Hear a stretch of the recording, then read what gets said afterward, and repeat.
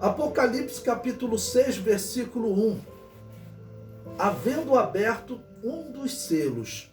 O primeiro versículo diz: E havendo o cordeiro aberto um dos selos, olhei e ouvi um dos 4 animais que dizia, como em voz de trovão: vem e vê. Então veja, Jesus Cristo, como cordeiro morto, ele pagou o preço para resgatar a humanidade. Então ele satisfaz aquela tradição, aquela lei que Deus instituiu do parente resgatador, aquele que pode comprar a terra, pode adquirir a terra, pode pagar o valor da terra para que a terra volte para o seu verdadeiro dono. O comentário diz: normalmente se interpreta este selo, que foi aberto agora, o primeiro selo, como sendo aberto no início da grande tribulação. Isso é importante para nós entendermos. Será que os 7 selos são abertos dentro da grande tribulação? Alguns acham que cada selo representa um ano, por isso a grande tribulação seria de 7 anos. Não tem essa indicação de tempo, tá ok? Será que algum selo já foi aberto? Vamos responder essa questão.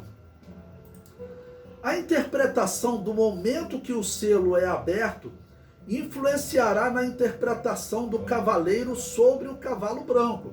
É claro que se esse selo já foi aberto, nós temos uma interpretação. Se esse selo será aberto durante a grande tribulação, a interpretação terá que ser outra. Lembrando que cada selo é uma arma que Cristo tem para tomar a terra das mãos de Satanás. Prosseguindo no comentário, se o cavaleiro desse cavalo do primeiro selo, tá ok? Se o cavaleiro for o anticristo, como sugerem alguns, faz sentido acreditar que o selo seria aberto no início da grande tribulação.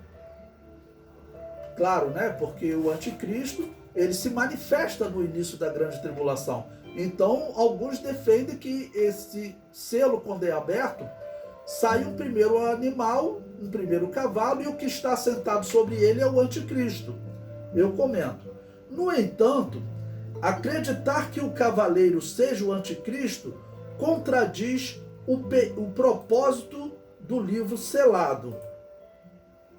O livro selado representa as armas que Cristo possui para tomar a terra das mãos de Satanás. Logo, não faz sentido acreditar que o anticristo seja uma arma para tomar a terra das mãos de Satanás. Ou seja, no meu entender, esses que afirmam, e são muitos, na revista de escola dominical da CPAD mesmo já foi colocado, que o primeiro selo seria o anticristo. No meu entender, eles estão olhando só para o Apocalipse, não estão olhando para o propósito daquele livro. Por que aquele livro existia? Por que Deus instituiu essa simbologia do livro? Então é conhecido no Antigo Testamento, para ter ali as leis que diziam, olha, a terra no limite tal pertence a esse verdadeiro dono. Esse livro, ele diz o seguinte, olha, essa terra pertence a esse dono e está aqui a pessoa que é o parente resgatador, que tem condições de pagar pela terra. O que foi que ele pagou? Com o seu próprio sangue. Então não dá para acreditar que ao abrir o selo e aparecer a primeira lei ou a primeira arma que Cristo tem para tomar a terra das mãos de Satanás, que essa arma seja o anticristo. Então, apesar de a maioria dos livros que eu vejo defendem ser o anticristo, no meu entender, é um erro até grosseiro. Bom, mas respeitamos todos. Este selo representa o Evangelho, a primeira arma que Cristo possui para tomar a terra das mãos de Satanás. Também devemos concluir que este selo já foi aberto, certamente no dia de Pentecoste, considerando este como sendo o dia que a igreja foi revestida com esta arma para executar a missão que Jesus Cristo a confiou. Alguns consideram que a igreja nasce na cruz. Realmente ali na cruz foi pago o preço para que a igreja tivesse o poder, a unção para funcionar realmente como uma arma e tomar a terra das mãos de Satanás. A igreja está cumprindo esse propósito? Pois bem, vejamos. Importante lembrar que no dia de Pentecoste, a igreja foi revestida do batismo no Espírito Santo, onde ocorreu manifestação de línguas espirituais, como evidenciado em Atos 2:3. Olha, e foram vistas por eles línguas repartidas, preste atenção, como de fogo, as quais pousaram sobre cada um deles. Línguas de fogo não significa dialetos comuns, como afirmam os tradicionais. Até mesmo os cessacionistas acreditam que as línguas estranhas existem, como aparecem em Atos 10, com a história de Cornélio, e Atos 19, com os seguidores de João Batista. Existem 3 relatos na Bíblia de pessoas falando em línguas. Em Atos capítulo 2, alguns justificam que essas línguas foram simplesmente falar grego, falar latim. No meu entender, não justifica, porque aquelas línguas ali já foram chamadas de línguas de fogo. Então, falar grego não pode ser definido como uma língua de fogo. Agora, em Atos 10 e Atos 19, todos os intérpretes sérios, eles olha, aqui não tem como dizer que eles falaram outros idiomas, porque estavam eles ali, pessoas de um idioma só, então eles falaram realmente em línguas espirituais. E também lembrando que o apóstolo Paulo diz para você não ficar falando em línguas estranhas, línguas espirituais no culto, se não houver intérprete. Veja, essa palavra do apóstolo Paulo derruba a tese daqueles que dizem que falar em línguas estranhas seria falar em grego e latim. Por quê? Se fosse falar em grego e latim, ou seja, o idioma que as pessoas entendiam, qual a necessidade do intérprete? Então, se existe necessidade do intérprete, falar em línguas estranhas é realmente como o apóstolo Paulo fala, falar em línguas espirituais, até porque ele diz, aquele que fala em línguas, ele fala em mistério com Deus. Então, não está se tratando de falar simplesmente alfabetos. Bom, nós sabemos aí que, infelizmente, a CPAD chegou a publicar uma revista dizendo que Atos 2 não houve manifestação de línguas espirituais. Aqui eu repito, eles estão errados. Houve manifestação de línguas espirituais também. Agora, o que aconteceu em Atos capítulo 2, lá no versículo 6, 7 e 8, que diz que cada um os ouvia no seu dialeto. Não é dito que eles falavam dialetos, ou seja, eles falavam em línguas espirituais. Havia alguém com o dom de interpretação de línguas? Não, naquele momento os cristãos estavam conhecendo os dons espirituais. Então, quem fez o trabalho de interpretar, como o apóstolo Paulo disse, se não houver intérprete, que esteja calados. Ali eles falaram em línguas espirituais e o Espírito Santo interpretou e cada um ouvia no seu próprio idioma. Vamos dizer, um cristão falava em línguas espirituais e tinha perto dele um grego, um árabe e um romano. Aquele mesmo homem que falava em línguas espirituais, o grego ouvia em grego e o romano ouvia em latim. É isso que eles falam ali e o que acontece, então, no dia de Atos dos Apóstolos. Vamos lembrar que o dia de Pentecostes era uma festa importante. Por que Deus escolheu o dia de Pentecostes? Não faz sentido a igreja abrir mão dessa nomenclatura.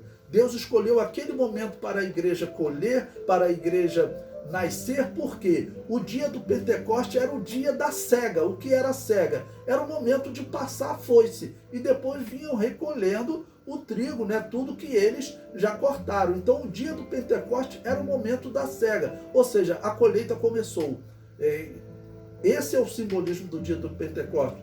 Então faz sentido o cristão acreditar e manter o nome pentecostal, porque no dia de Pentecoste Deus escolheu para simbolizar. A minha igreja está nascendo e ela inicia a cega do mundo. Ou seja, ela inicia esse ato de passar a foice para que Deus então faça a colheita. Bom, nesse capítulo 6, nesse versículo 1, nós também vimos ali um texto que merece um comentário. porque diz que, havendo o cordeiro aberto um dos selos, olhei e ouvi um dos 4 animais que dizia, como em voz de trovão: vem e vê. Bom, o que eu quero comentar com vocês é que esse vem e vê, tudo indica que essa tradução está errada. Hoje a maioria das traduções já identificaram que na verdade não existe o vê, só existe o vem. Como João depois ele acaba tendo uma visão de um cavalo saindo, quando diz vem ver, parece que está chamando João para ele ver alguma coisa, mas na verdade não é. O cordeiro abriu o selo, tá ok?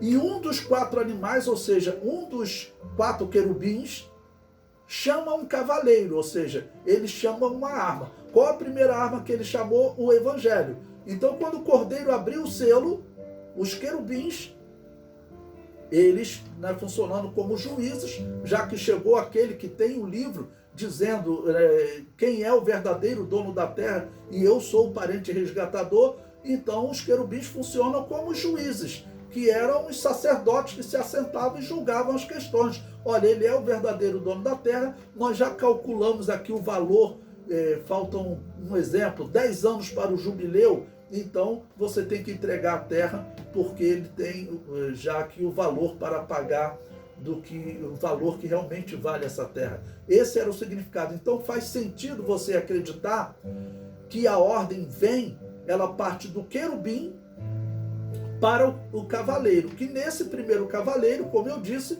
se trata do evangelho, novamente. Aqueles que entendem que esse primeiro cavaleiro é o anticristo, já pensou?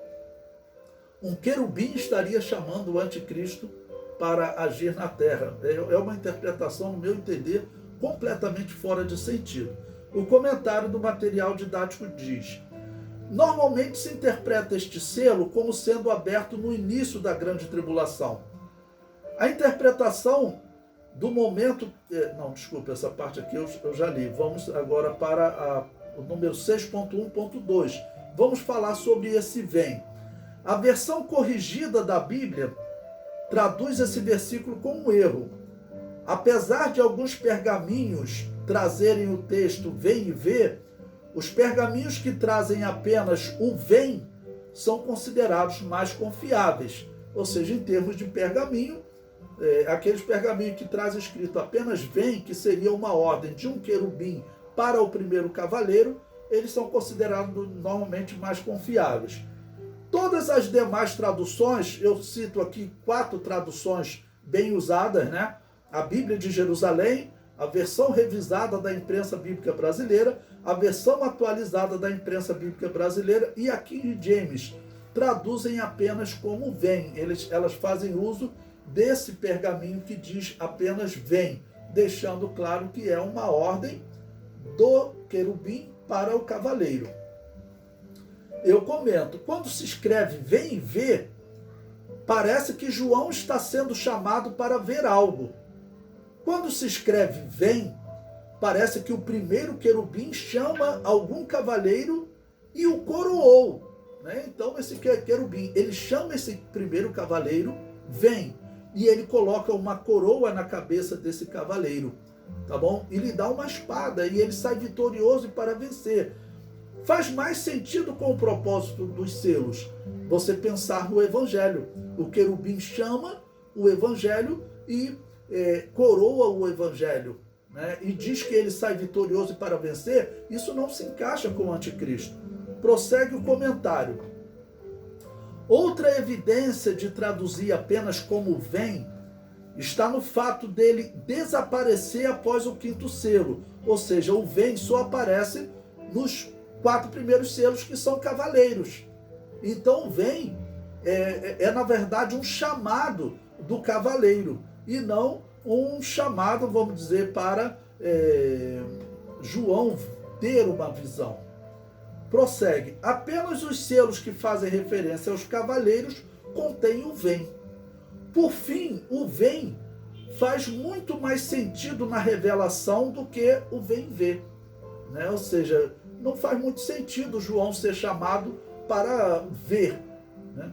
Faz sentido uma ordem, um chamado para o cavaleiro, né? E lembrando que esse cavaleiro foi chamado, foi coroado, e é dito que ele sai vitorioso para vencer.